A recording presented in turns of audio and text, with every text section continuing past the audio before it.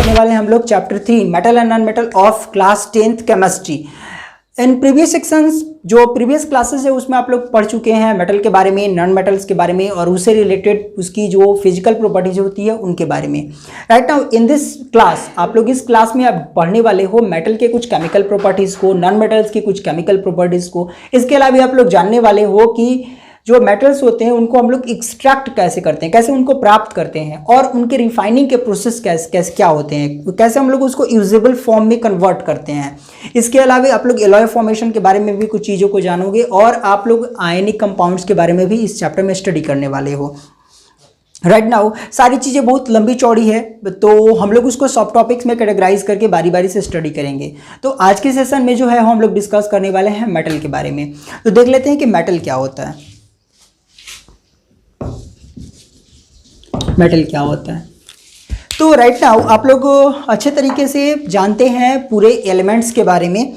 तो जो एलिमेंट्स होते हैं 118 एलिमेंट्स, उसमें वैसे एलिमेंट्स जो जिनके पास में इलेक्ट्रॉनिक कॉन्फ़िगरेशन 1 2 या फिर 3 होती है और वो 1 2 या 3 जो उनकी वैलेंसी है वो अपने इलेक्ट्रॉन्स को लूज करके और खुद पॉजिटिव आयंस में कन्वर्ट होने की कैपेबिलिटी टेंडेंसी रखते हैं, तो उन्हें हम लोग मेटल बोलते हैं। तो कोई एलिमेंट जिसके पास में एक इलेक्ट्रॉन या 2 इलेक्ट्रॉन या 3 इलेक्ट्रॉन्स हो और वो अपने इलेक्ट्रॉन्स को लूज करके खो करके और खुद पॉजिटिव आयंस बन जाता है, तो उसे हम लोग बोलते हैं मेटल। अब थोड़ी सी और इसको डिटेल में समझते हैं। एक बार बोर्ड पर हल्का सा कुछ लिखूंगा, उसके बाद में इसको हम लोग और बेहतर तरीके से फिर से समझेंगे एक बार। तो मेटल क्या होते हैं, तो metal are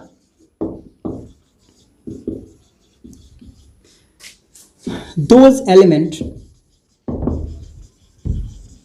which has 1 2 or 3 electrons in its outermost shell and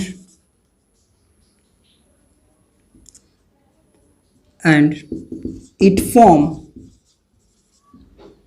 positive ions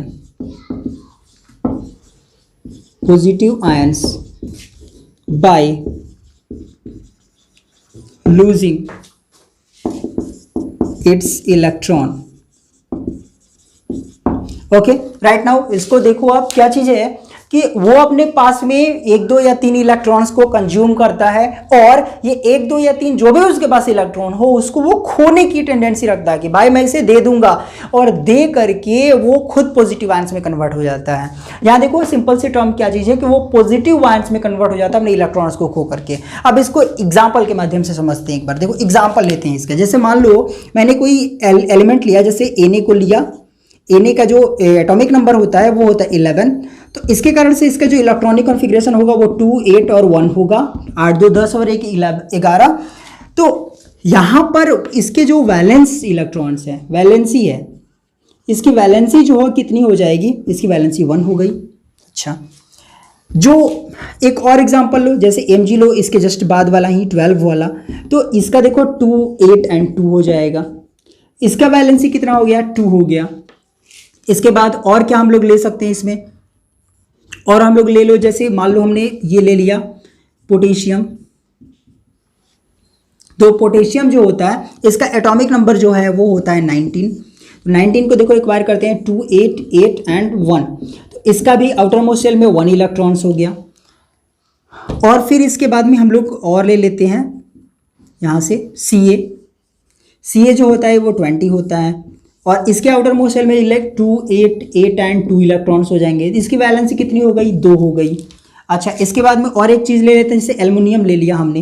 aluminium जो होता है उसका 13 एटॉमिक नंबर होता है, तो इसका जो होगा वो 2 8 एंड 3, तो इसका आउटर मोस्ट शेल में कितना हो गया, 3 इलेक्ट्रॉन्स हो गया। तो आउटर मोस्ट शेल में 3 इलेक्ट्रॉन्स मतलब इसकी वैलेंसी कितनी, 3, इसकी वैलेंसी 2, इसकी वैलेंसी 1, इसकी 2, इसकी 1। तो जितने भी मेटल्स मिलेंगे उनकी जो वैलेंसी होगी वो 1 होगी, 2 होगी या 3 होगी। अब जो सेकंड वाली बात इसमें ऐड किया गया है डेफिनेशन में, वो ये कि वो अपने एलिमेंट्स को खोने की प्रॉपर्टी रखते हैं, लूज होने की प्रॉपर्टी रखते हैं और खुद जो है वो पॉजिटिव आयंस में कन्वर्ट हो जाते हैं। एक बार इसको समझो, जैसे इसके आउटर मोस्ट शेल में एक इलेक्ट्रॉन है, ये क्या करेगा कि ये अपने एक इलेक्ट्रॉन को खो देगा। जैसे पहले जो ये Na था, अब वो Na जो है इसने एक इलेक्ट्रॉन को खो दिया तो 2 8 हो गया, देखो ये, और खुद हो गया यहाँ पर पॉजिटिव आयन, Na प्लस में कन्वर्ट हो गया।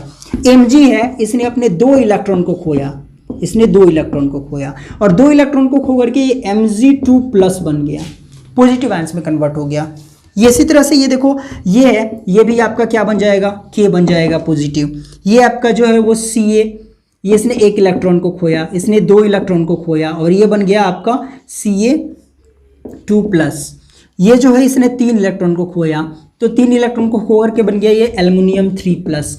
तो यहाँ पर सिंपल से आप एक टर्म को कंज्यूम कर सकते हो, एक चीज समझ सकते हो यहाँ पर कि अपने इलेक्ट्रॉन्स को क्या कर रहा है, ये दे रहा है, प्रोवाइड करा दे रहा है, और प्रोवाइड करा के खुद जो है वो कैटायंस में कन्वर्ट हो जा रहा है। कैटायंस मतलब पॉजिटिव।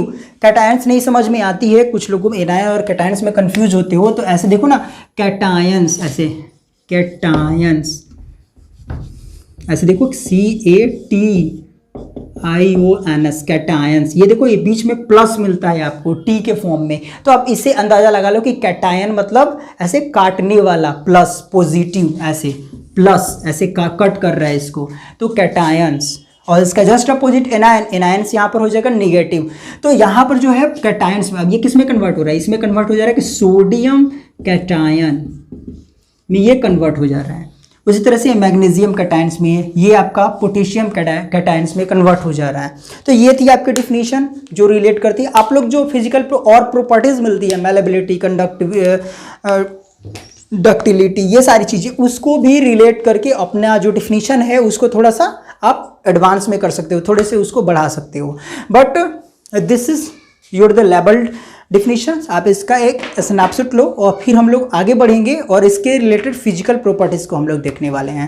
राइट नाउ जल्दी से इसका एक बार स्नैपशॉट आप लीजिए। यस, ओके फाइन, आगे बढ़ते हैं, इरेज करते हैं इसको।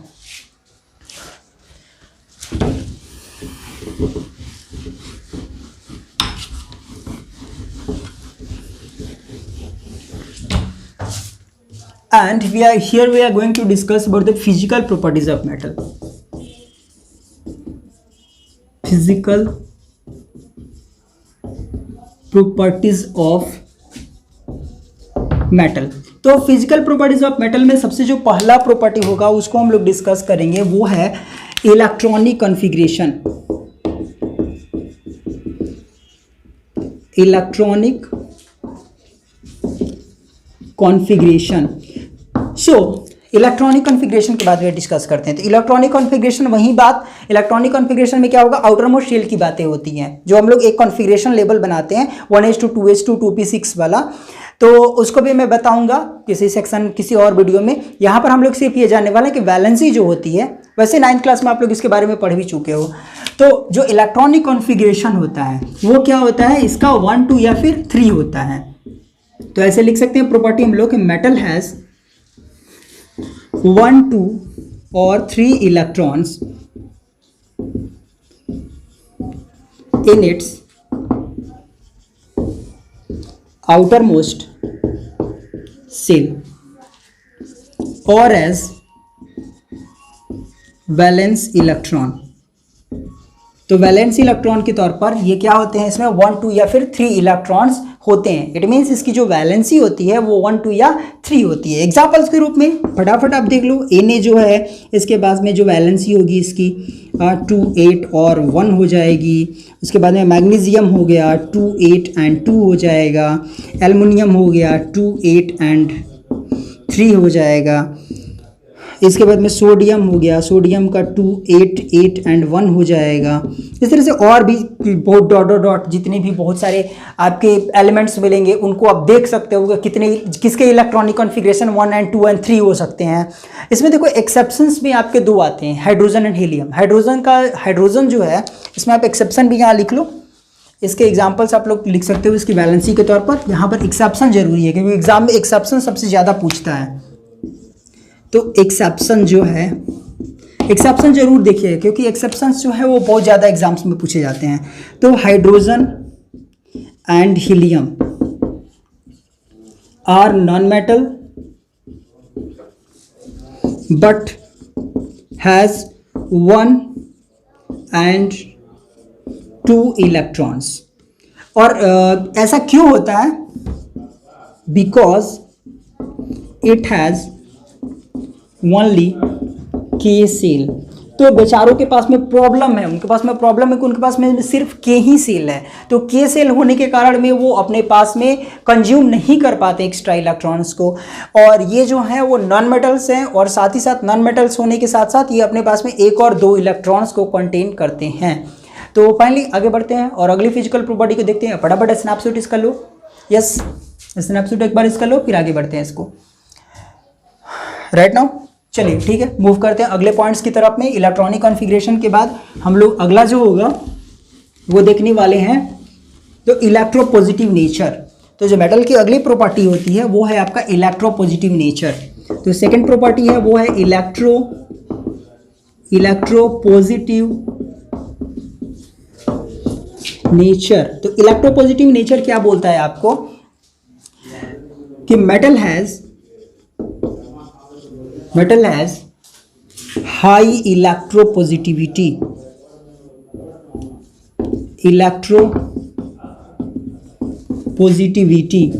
High electropositivity. It has tendency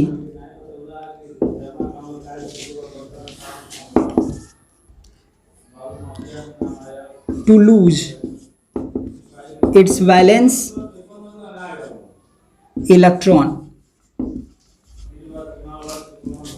and transform into positive ions। तो यहां पर देखो क्या होता है, वैलेंस इलेक्ट्रॉन्स तो अपने पास में टेंडेंसी रखता है कि अपने जो पास में उसकी वैलेंस इलेक्ट्रॉन है उनको खो देगा, दे देगा, और दे करके खुद जो है वो इलेक्ट्रोपॉजिटिव आयंस में कन्वर्ट हो जाएगा। तो इस बार इसको हम लोग देख लेते हैं जैसे क्या होता है और ऐसा क्यों होता है, ये भी जानना जरूरी है हम लोग को, ऐसा क्यों होता है। तो बिकॉज ये अपने जो नोबेल गैस कॉन्फ़िगरेशन है वो उसको एक्वायर करना चाहता है, उसको प्राप्त करना चाहता है, इसलिए अपने पास में कैपेबिलिटी रखता है। तो ये भी बात हम लोग इसमें ऐड कर लेते हैं कि यहां से हम लोग इस बात को भी लिख सकते हैं कि metal tries to element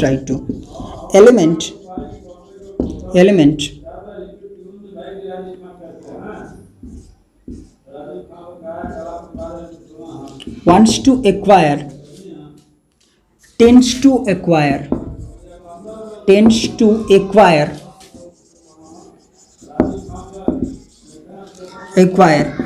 its nearest noble gas configuration, okay, because ऐसा क्यों करता है जी, ऐसा करता इसलिए है क्योंकि अपने नोबेल गैस कॉन्फ़िगरेशन को वो एक्वायर करना चाहता है, रखना चाहता है अपने पास में। तो जैसे मान लो कि सोडियम है, तो सोडियम जो है वो अपना 1 इलेक्ट्रॉन खो देना चाहेगा, और खो करके वो ये चाहेगा कि अपना जो करीब का नोबेल गैस कॉन्फ़िगरेशन है उसको मैं अचीव कर लूँ, मतलब ऑक्टेट कंप्लीट कर लूँ। तो आउटर मोस्ट शेल में जो मेरे इलेक्ट्रॉन्स की संख्या वो मेरी 8 बन जाए। तो यहाँ देखो जैसे सोडियम है, एग्जाम्पल के रूप में आप देखो, दिखला देते हैं आपको, जैसे सोडियम है Na है, इसके पास में 2, 8 एंड 1 इलेक्ट्रॉन्स है, ऐसे इस प्रकार से इलेक्ट्रॉनिक कॉन्फ़िगरेशन इसका है। तो ये अपने 1 इलेक्ट्रॉन को खो देगा, तो अब क्या बन जाएगा, Na बन जाएगा, और यहाँ पर 2 हो जाएगा और 8 हो जाएगा। ये 1 इलेक्ट्रॉन को अपने खो दिया, तो यहाँ से ये एक पॉजिटिव आयंस में कन्वर्ट हो गया और 2, 8 इसको मिल गया, मतलब ये अपने ऑक्टेट को अचीव कर लिया। और इसका जो अचीवमेंट ऑफ ऑक्टेट है वो किसके करीब इसको ले गया, तो अपने नोबेल गैस कॉन्फ़िगरेशन के करीब ले गया। मतलब इसका नोबेल गैस कॉन्फ़िगरेशन क्या मिलेगा, इसका नोबेल गैस कॉन्फ़िगरेशन आपका हो जाता है नियॉन। देखो नियॉन का जो इलेक्ट्रॉनिक कॉन्फ़िगरेशन है वो कितना होता है, 2, 8, 10 होता है, तो वो उसके करीब में ये पहुंच जाएगा। उसी प्रकार से एक और एग्जांपल आप ले लो, इसमें एक और एग्जांपल हम लोग ले लेते हैं। जैसे मान लो आपने Ca 2, 8 एंड 2, तो Ca जो होता है वो 8 16 और 2 20, 20 इसका एटॉमिक नंबर होता है। अभी ये कितने इलेक्ट्रॉन्स को लूज करेगा, तो ये 2 इलेक्ट्रॉन्स को लूज करेगा, और 2 इलेक्ट्रॉन्स को लूज करके ये अपनी ऑक्टेट को कंप्लीट करेगा। और कहाँ के ऑक्टेट को कंप्लीट करेगा, किसके, कौन से नोबेल गैस के कॉन्फ़िगरेशन के करीब जाएगा, तो ये नोबेल गैस कॉन्फ़िगरेशन उसके करीब जाएगा जो 288 हो, जिसका नोबेल गैस कॉन्फ़िगरेशन, मतलब 8 2 16 और 2 18, जिसका नोबेल कॉन्फ़िगरेशन जो है वो 18 मिलता है, 288 मिलता है, उसके करीब ये जाना चाहेगा। तो ये होता है आपका ऑर्गन का, देखो ऑर्गन का, तो ये ऑर्गन के नोबेल कॉन्फ़िगरेशन को अचीव करना चाहेगा। तो सिंपल से आप इसको अच्छे तरीके से समझ चुके होंगे कि क्या, तो यहाँ से इलेक्ट्रोपॉजिटिव नेचर होता है। इलेक्ट्रोपॉजिटिव नेचर का मतलब ये अपने इलेक्ट्रॉन्स को लूज करके खुद इलेक्ट्रोपॉजिटिव बन जाता है। क्यों बनता है जी, इसलिए बनता है क्योंकि एलिमेंट्स ये टेंडेंसी रखते हैं कि अपने एलिमेंट्स को लूज करके और खुद इलेक्ट्रोपॉजिटिव बन जाएंगे। फिर मैं उसी बात को रिपीट कर रहा हूँ, ये इसलिए रखते हैं क्योंकि ये अपने ऑक्टेट को कंप्लीट करके नोबेल गैस कॉन्फ़िगरेशन के को अचीव करना चाहते हैं, जिसका एग्जांपल आप यहाँ देख सकते हो। और भी एग्जांपल्स में आप ले सकते हो, देख सकते हो इसमें और भी एग्जांपल्स खुद से लेकर के आगे बढ़ेंगे हम लोग अब, और अगली जो प्रॉपर्टी होती है उसको हम लोग देखेंगे। तो एक बार आप इसका स्नैपशॉट लो, फिर आगे बढ़ते हैं। ओके फाइन, बढ़िए आगे, चलो फटाफट ये स्नैपशॉट लिया करो। तो आगे जो है वो हम लोग समझने वाले हैं जो अगली प्रॉपर्टी है। सिंपल प्रॉपर्टीज है, पिछली बार का जो पढ़ा हुआ सब है 8th क्लास का, वही सारी प्रॉपर्टीज आप सबको फिर से देखने को रिपीटेशन में मिलने वाली है, और कुछ खास है नहीं अब, है ना। मैलेबिलिटी, तो 3rd नंबर है malleability. Metals are malleable, they can be taken into very thin sheets. Gold and silver, Ag and Au are most malleable। Okay आगे बढ़ते हैं, और अगला जो प्रॉपर्टी होगा उसको देखते हैं। That is the 4th number, ductility.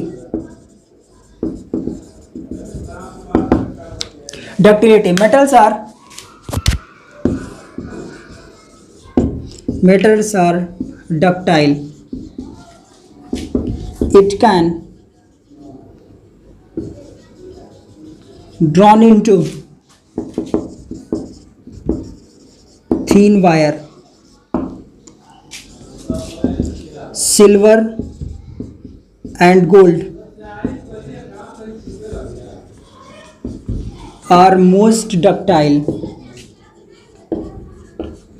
Okay, malleability का मतलब होता है कि आप उसको पीट पीट के चपटा बना सकते हैं। जैसे लोहा होता है, लोहा को जो है पीट पीट के आप एक चादर की तरह फॉर्म में बना सकते हो, उसका खिड़की दरवाज़ा बना लेते हो आप लोग। फिर उसके बाद में उसको किसी भी प्रकार, किसी भी फॉर्मेट में देकर के आप अलग अलग चीज़ों का निर्माण कर लेते हैं। पतली से पतला उसको हम लोग मैलेबल बना सकते हैं। आज क्या है डक्टिलिटी। डक्टिलिटी में क्या करते हैं, डक्टिलिटी में जो होता है वो उसको थिन वायर्स में कन्वर्ट कर लेते हैं। लोहे की आप लोग तार देखे होंगे, कैसे उसको तार के फॉर्म में हम लोग बना लेते हैं। सिल्वर का तार बना लिया जाता है, गोल्ड का वायर बनाया जा सकता है। और एक छोटा सा एग्जाम्पल के रूप में आप देखो कि जो जैसे एक सिक्के के बराबर जो है वो अगर गोल्ड का कॉइन है, तो उससे जो अगर उसकी डक्टिलिटी प्रॉपर्टी का यूज करके उसके हम लोग वायर्स को बनाएं, तो उसका जो वायर होगा वो लगभग 20 किलोमीटर तक से उसका वायर चला जाएगा। सोचो कितना लंबा, ये कितनी इसकी डक्टिलिटी है, पतला वायर बिल्कुल बनता जाएगा। ये 20 किलोमीटर तक से अचीव कर लेगा उसका वायर। तो ये जो है नॉर्मली ये डक्टिलिटी हो गया। 5th नंबर के पॉइंट्स को हम लोग देखते हैं। 5th नंबर का जो पॉइंट होगा वो होगा thermal and electricity conductivity. 5th number point erase करते हैं, इसको स्नैपशॉट ले लो।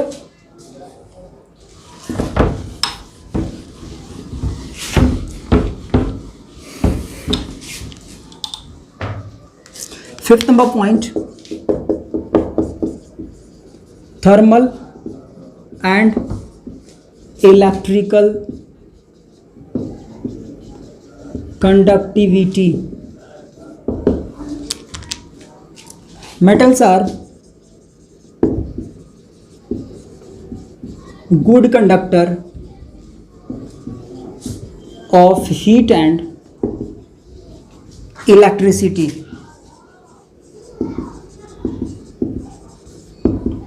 ये गुड कंडक्टर होते हैं हीट एंड इलेक्ट्रिसिटी के। और क्या कारण है गुड कंडक्टर होने का, वो भी देख लो आप। Because metal contain mobile electrons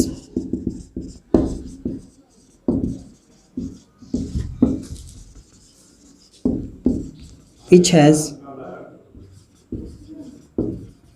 electric current. Okay, तो यहाँ पर जो है वो क्या होते हैं कि मोबाइल इलेक्ट्रॉन्स का मतलब कि वो मूवेबल होते हैं, मूव करने वाले जो होते हैं उसके पास में इलेक्ट्रॉन्स होते हैं। और मूव करने वाले इलेक्ट्रॉन्स होने के कारण ये अपने पास में ये जो होते हैं वो इलेक्ट्रिक करंट को अपने पास में रखते हैं, जिसके कारण से इसके अंदर में इलेक्ट्रिसिटी और हीट की कंडक्टिविटी आपको देखने को मिलती है। मूव करेंगे अगले टर्म की तरफ। इसमें एक्सेप्शन जो होगा वो देख लीजिए आप लोग। इसमें जो एक्सेप्शन होगा वो एक्सेप्शन के तौर पर हो जाएगा ग्रेफाइट। और ग्रेफाइट, तो ग्रेफाइट का प्रॉब्लम ये है कि ग्रेफाइट जो है वो एक नॉन मेटल है, और नॉन मेटल होने के बावजूद इसमें से इलेक्ट्रिक करंट जो होता है वो पास हो पाता है। 6 नंबर पर 6 नंबर का जो पॉइंट है उसको देख लेते हैं। That is the lustre. Metal poses a shining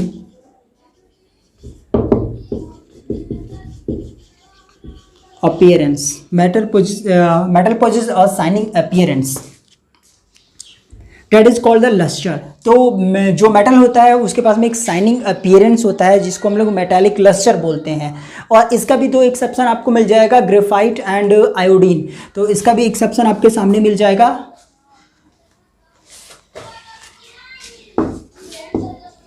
exception आपको मिल जाएगा इसमें ग्रेफाइट एंड आयोडीन। अच्छा, ओके, 7th नंबर पॉइंट देख लेते हैं हम लोग। 7 नंबर पॉइंट में आप ले लो यहाँ से tensile strength.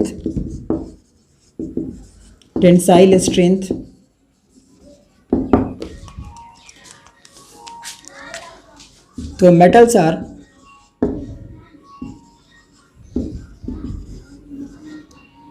High tensile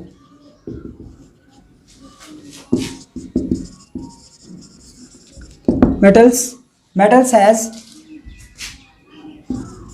high tensile strength. तो इसके पास में हाई टेंसाइल स्ट्रेंथ होता है, इसका मतलब तन्य होता है ना। टेंसाइल का मतलब होता है तन्य, मतलब इसको ऐसे आप करोगे जैसे जो मेटल होते हैं उनको आप ऐसे इसको मार्कर को अगर मैं वैसे घुमाऊंगा तो ये टूट जाएगा। बट आप लोहे को ले लो या फिर कोई भी मेटल का सामान ले लो, उसको जब आप ऐसे मोड़ोगे तो वो थोड़ा मुड़ जाता है, टूटता नहीं है, वो मुड़ जाता है। तो इसको हम लोग बोलते हैं टेंसाइल स्ट्रेंथ। तो मेटल के पास में ज़्यादा टेंसाइल स्ट्रेंथ होता है, आप लोग उसको ज़्यादा मोड़ सकते हो, है ना। और जो नॉन मेटल्स होते हैं उनको मोड़ोगे तो वो टूट जाते हैं।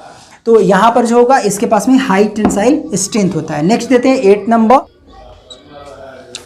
नेक्स्ट देख लेते हैं 8 नंबर, डेट द डेंसिटी। तो most of the metal has high densities. तो ज़्यादातर मेटल के पास में जो है वो ज़्यादा डेंसिटी होती है उसके पास में। लेकिन इसके कुछ एक्सेप्शन भी है। अब एक्सेप्शन इसमें कौन कौन से ले लेंगे, जैसे पोटेशियम हो गया, इसके एक्सेप्शन जो होंगे आपके, इसके एक्सेप्शन आपका जो हो जाएगा, पोटेशियम हो जाएगा, सोडियम हो जाएगा, सोडियम पोटेशियम एंड मैग्नीशियम इसके एग्जाम्पल। एडीसी और भी बहुत सारे हैं जो इसके एक्सेप्शंस हो जाते हैं, लेकिन ये सिंपल से इसके जो ज़्यादातर मेटल्स होते हैं उनके पास में हाई डेंसिटीज होती है। ओके, आगे बढ़ते हैं और अगली जो प्रॉपर्टी होगी उसको देखेंगे। आप एक बार इसका स्नैपशॉट ले लो, फिर आगे बढ़ते हैं और आगे की जो प्रॉपर्टीज होगी उनको हम लोग देखते हैं।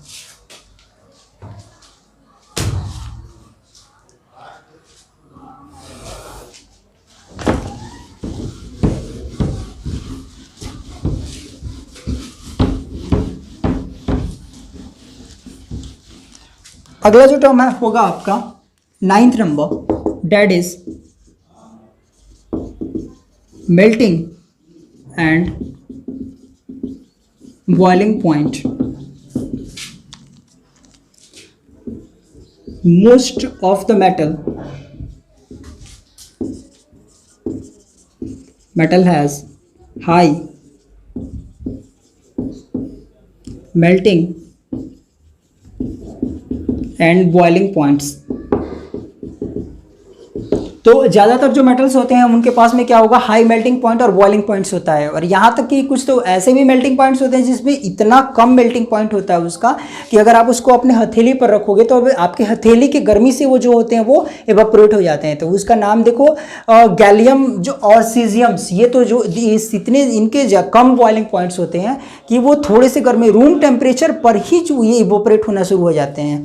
तो इसका एग्जाम्पल आप लोग देख सकते हो, यहाँ लिख लेते हैं हम लोग। इसका एक्सेप्शन जो है, इसका एक्सेप्शन जो है वो हो जाएगा sodium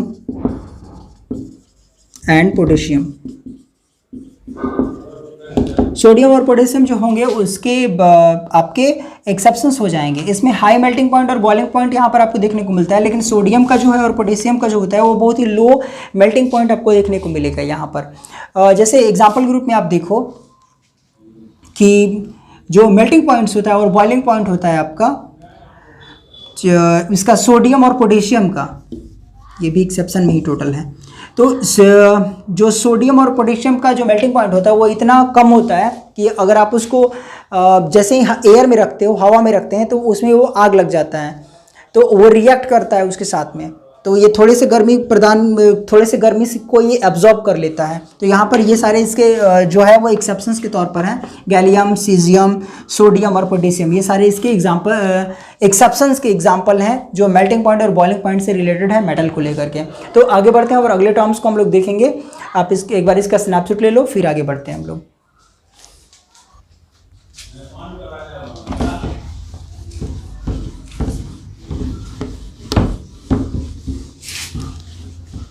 Next one, 10th number, sound. Metal produce a sound. Metal produce a metallic sound. Metallic sound when it strike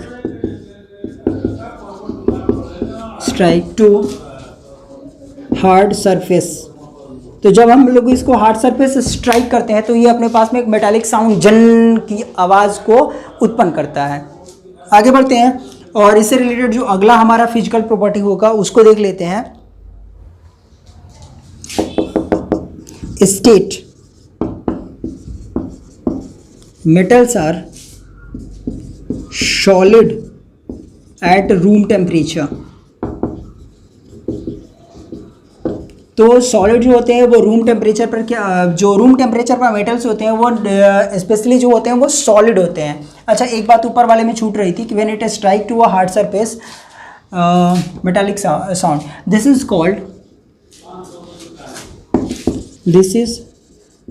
called sonority, है ना। इसको सोनरस साउंड बोलते हैं या फिर सोनोरिटी बोलते हैं। और यहाँ देखो metals are the solid at the room temperature, but इसका भी एक्सेप्शन हो जाता है। इसका जो एक्सेप्शन होगा आपके सामने में वो मिल जाएगा मरकरी। मरकरी जो होता है वो क्या होता है, सॉलिड लिक्विड होता है रूम टेम्परेचर पर। तो आगे बढ़ेंगे, अगली जो प्रॉपर्टी होगी उसको देख लेते हैं, alloy formation. 12 number that is the alloy formation.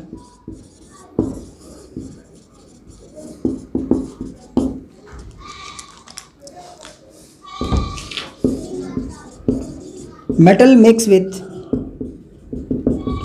with another metal or non-metal and form alloy। तो यहाँ पर जो है वो एलॉय का फॉर्मेशन करते हैं। मेटल जो होते हैं वो आप किसी दूसरे मेटल के साथ में मिल करके एलॉय का फॉर्मेशन कर लेते हैं। एलॉय जो होते हैं उसकी जो प्रॉपर्टीज होती है थोड़ी थोड़ी सी जो दोनों मेटल्स होते हैं उनको मिला करके होती है, उनका अपीयरेंस कुछ अलग हो जाता है। एलॉय के बारे में और भी चीज़ें हम लोग डिस्कस करने वाले हैं। फिलहाल में ये जानो, जैसे आपका एक हो जाएगा ब्रास, एक हो जाएगा गन मेटल, ये सारे जो होते हैं वो गन मेटल, ये सारे जो होते हैं उसके एलॉयज होते हैं। और भी रोज मेटल है, बहुत सारी चीज़ें हैं, स्टेनलेस स्टील है, ये सारे के सारे जो होते हैं वो आपको एलॉय फॉर्मेशन के रूप में आपको देखने को मिलता है, जिसके बारे में हम लोग डिस्कस करने वाले हैं। लास्ट जो आपका टॉपिक होगा वो एलॉय फॉर्मेशन के ऊपर में है, तो वहाँ पर चीज़ों को और डिस्कस करेंगे। फिलहाल में एज अ प्रॉपर्टी आप इतनी बात जानो कि मेटल जो होते हैं वो दूसरे मेटल्स के साथ में, नॉन मेटल्स के साथ में मिल करके यहाँ पर जो है वो अपना एलॉय फॉर्म कर लेते हैं। नेक्स्ट आते हैं, नेक्स्ट जो टर्म है उसको बढ़ते हैं आगे। इसको आप एक बार स्नैपशॉट के रूप में ले लो और फिर आगे बढ़ते हैं इसको।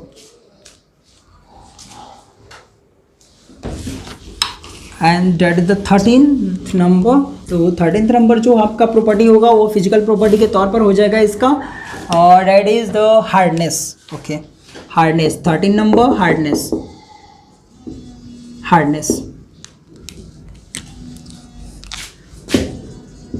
most of metals are hard। तो जो ज़्यादातर जो मेटल्स होते हैं वो बहुत ही ज़्यादा हार्ड होते हैं, उनके पास में हार्ड प्रॉपर्टीज होती है, वो हार्ड होते हैं। But some metals are soft metals, likewise the sodium and potassium. तो इसका भी एक्सेप्शन यहाँ पर आप देख सकते हो, इसका जो एक्सेप्शन आपका होगा वो Na एंड K। तो Na एंड K जो होंगे are soft metals, are soft metals. तो ये इतने ज़्यादा सॉफ्ट होते हैं कि उनको आप चाकू से कट कर सकते हो, इवन आप चाकू से कट कर सकते हो। सोचो ऐसे मेटल्स भी हैं। तो सोडियम एंड पोटेशियम इसका एग्जांपल है।